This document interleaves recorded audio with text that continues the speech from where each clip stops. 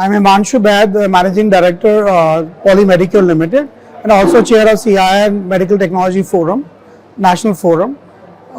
Today we have a big conference, annual conference, and here we are discussing about how we can push the growth of MedTech industry in India and how India in next 25 years, by 2047, can be one of the leading players in this industry.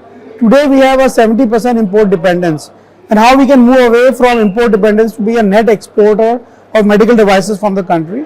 So for that, I think government has done given a lot of support by bringing out the PLI schemes, bringing out medical device parks, harmonizing the regulations, MedTech regulations in the country, planning to bring a new MedTech law, which will be probably be there by early next year. So a lot of new reforms have come up in the MedTech sector, but I think on the ground level we are missing some issues like PLI for more new devices. That we are missing today implementation of the MedTech parks because they've been announced long ago, but the implementation is kind of missing today. Then the vendors base in India is missing, the supplier base in India is missing for MedTech companies. Still we have to import a lot of raw material and parts and components from overseas countries. So all that needs to change, and I think if we can get a PLI even for our vendors, that will also help them to scale up manufacturing in the country and help manufacturing of MedTech products.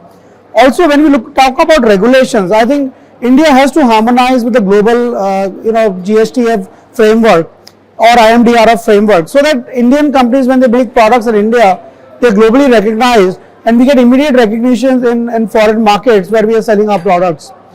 Also, I think the RoDTEP scheme for exports is probably not enough. We only get 0.5% incentives, and even EOU SEZs are not getting those incentives. So if government increases that incentive to, let's say, 1.5 to 2%, I think that will make a huge change in our cost structure, and also help companies to invest this export incentive into R&D, which is not there in the country today.